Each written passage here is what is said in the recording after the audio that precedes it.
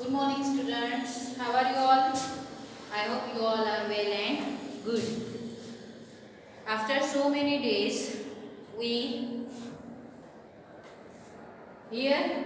After so many days, right? After so many days, you completed your FA2. Okay? सभी ने बहुत अच्छे question answers दिए थे. जो भी मैम ने क्वेश्चन पूछे थे उसके सभी ने बहुत अच्छा परफॉर्म किया था. So well done.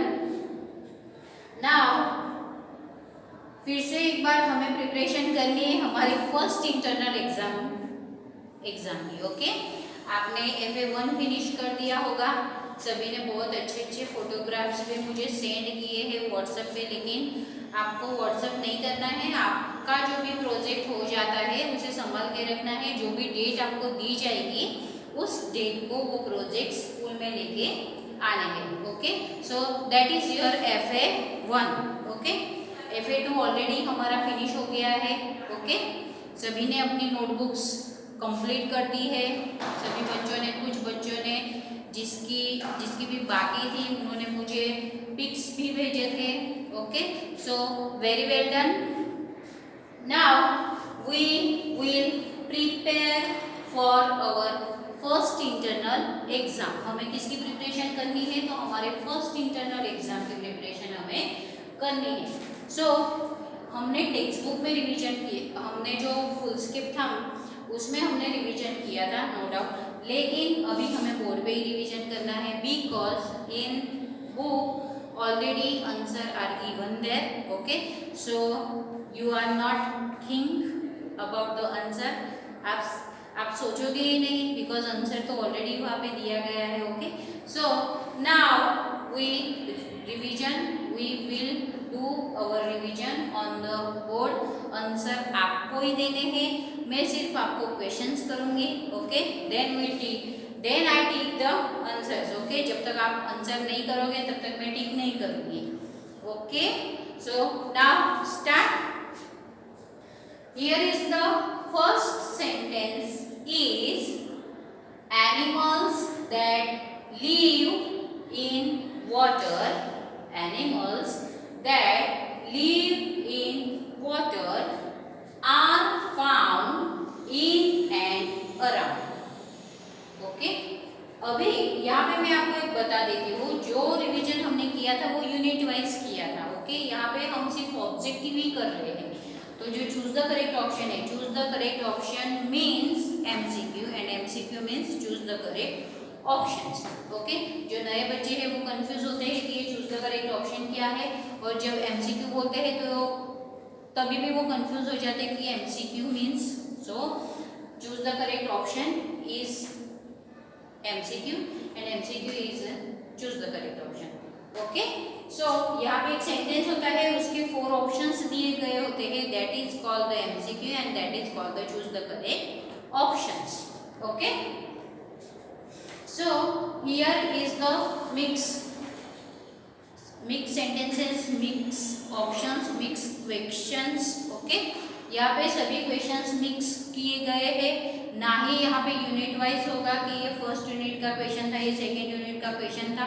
So you think about first your question के क्वेश्चन में क्या पूछा गया है आपसे. क्वेश्चन में आपको कौन सा जवाब लिखना है.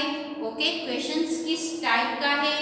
ओके, उसे सेंटेंस कंप्लीट करना है कि आपको क्वेश्चन पूछा गया है. सो यू हैव 4 ऑप्शंस हियर. आपको आंसर्स लिखने की जरूरत नहीं है, आपके ऑप्शंस ऑलरेडी यहाँ पे दिए गए हैं. तो आपको क्या करना है, सिर्फ सोचना है. ओके, जो भी क्वेश्चन आपको पूछा गया है वो प्रॉपरली रीड करना है, उसे समझना है. Okay, then you write the answers with understanding. Okay, understand करके ही आपको आपके ऑप्शन पे टिक करनी है. Okay, now we start. Okay, animals that live in water. Animals that live in water are found in and around. पानी में जो एनिमल्स रहते हैं वो हमारे आसपास हमें कहाँ पे दिखाई देते हैं. ये क्वेश्चन आपसे है. क्वेश्चन ये आपको sentence Okay, so here is the options, 4 options here, A, B, C and D options. Okay, अब तक हमने 3 ही ऑप्शंस पे टिक की थी। जो एक्सरसाइज हमने नोटबुक में लिखी थी उस पे आपने 3 ही ऑप्शंस देखे थे, लेकिन जो एग्जाम में आपको आएगा तो वो आपके 4 ऑप्शंस होंगे, जो आपकी एग्जाम पैटर्न है। ओके, जो आपकी एग्जाम पैटर्न होगी उसमें आपको 4 ऑप्शंस दिए जाएंगे, इसीलिए मैं अभी 4 ऑप्शंस की आपको प्रैक्टिस कराऊंगी। ओके, सो इसी तरह से आपको प्रैक्टिस हो जाएगी, बिकॉज जो आप रूटीन में हैबिचुएट हो गए हैं कि 3 ही ऑप्शंस होते हैं। So here is the 4 options. Okay, 4 option से आपको 4 ऑप्शंस में से उसे सिलेक्ट करना है correct options. Okay, so animals that live in water, animals that live in water are found in and around.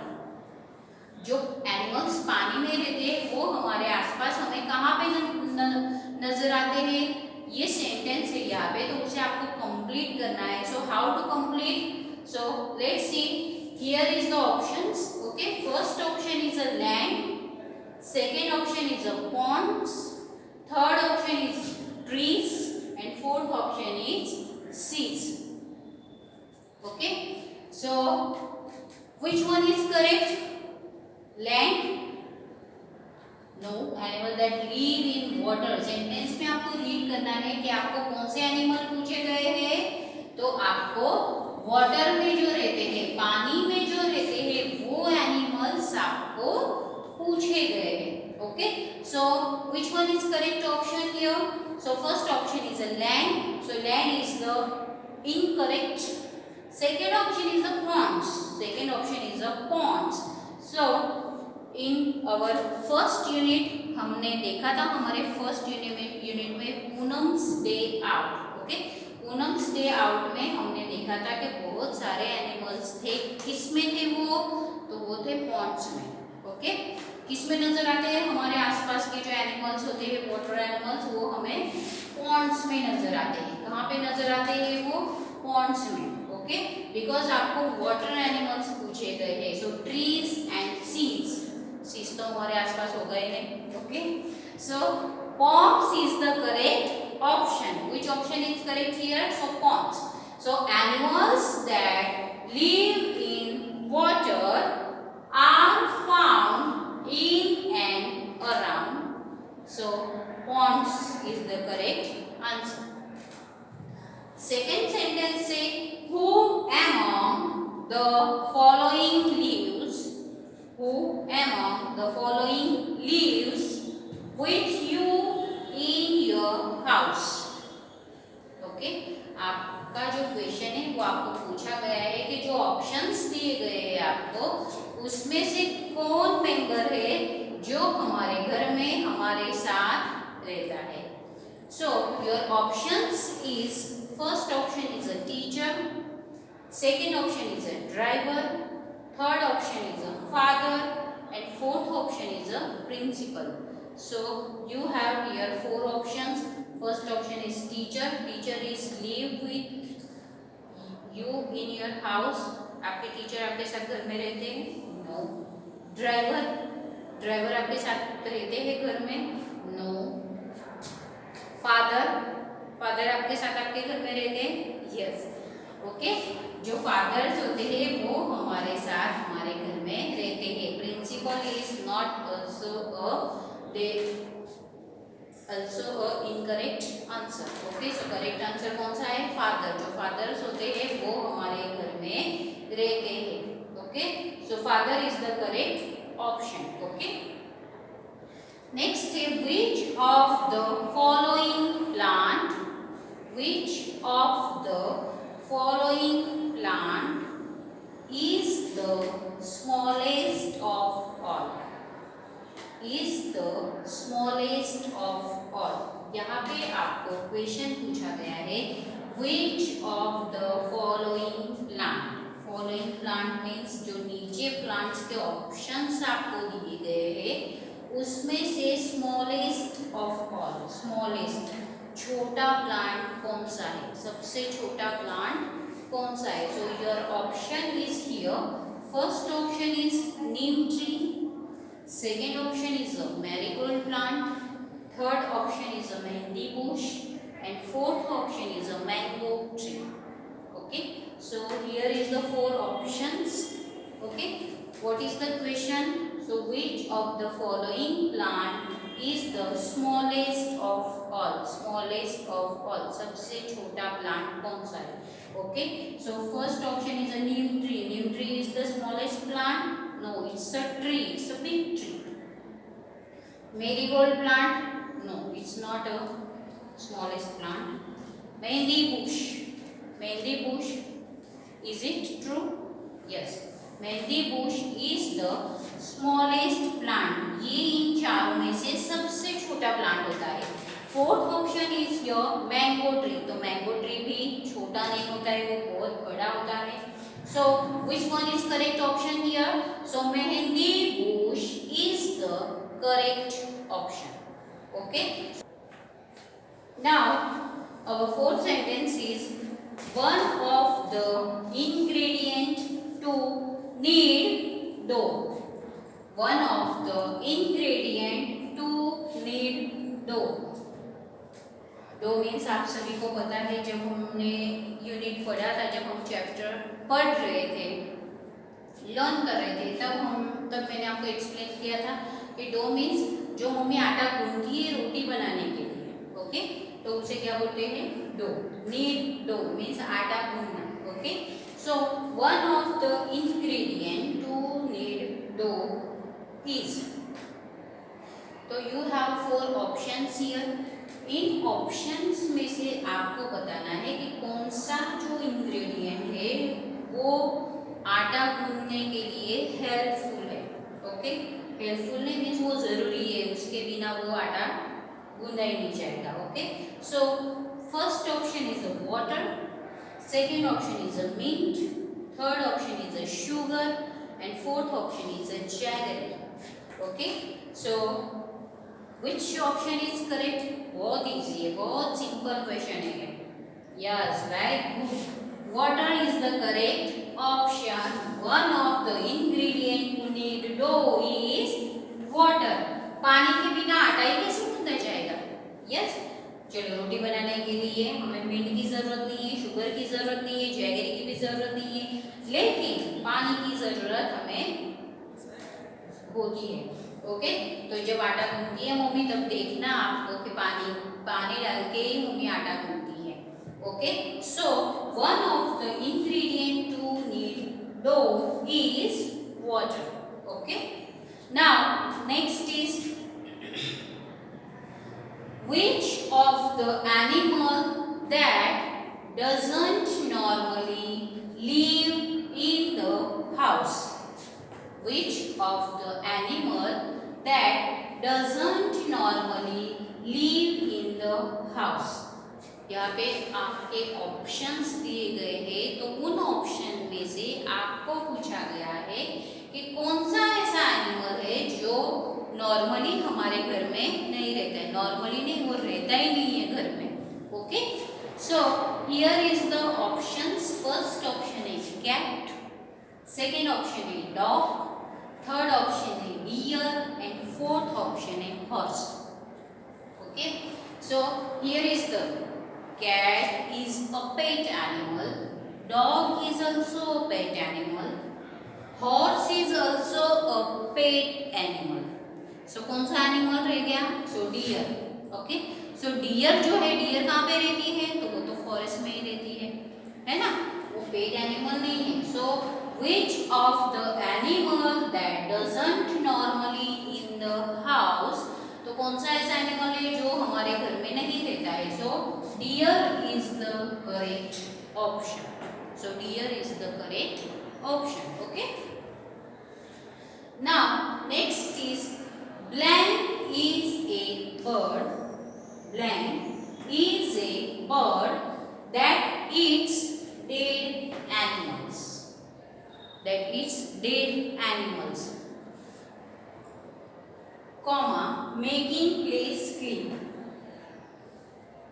जो डेड एनिमल्स खाता है, कौन सा ऐसा बर्ड है जो डेड एनिमल्स खाता है और फिर खाने के बाद वो प्लेस बिल्कुल क्लीन कर देता है, बहुत ऑनेस्ट बर्ड होगा वो, राइट। प्लेस क्लीन कर देता है मीन्स बहुत ही गुड बर्ड होगा वो, राइट। हम जब आप करते हो ऐसा आप मीन्स खाना खाने के बाद अपनी जो प्लेस होती है उसे क्लीन करना जरूरी होता है, ओके। तो देखो बर्ड कर रहा है तो हम क्यों नहीं कर सकते, okay. So here is the which bird, कौन सा बर्ड होगा वो, blank is a bird that is dead animals making place clean, वो डेड एनिमल्स खा लेता है और अपनी प्लेस क्लीन कर देता है। So first option is a snakes, second option is a vulture, third option is a crane, and fourth option is a swan, okay. So which option is correct here, do you know, tell me? Yes, very good, vulture is the correct option, vulture is the correct option। vulture जो bird है वो dead animals खाता है और dead animals खाने के बाद वो जो प्लेस होती है उसे वो क्लीन कर देता है, okay. Now next is which one of the following is an uninvited guest, which one of the following is an uninvited guest। आपको यहाँ पे पूछा गया है कि कौन सा, यहाँ पे 4 ऑप्शंस दिए गए हैं।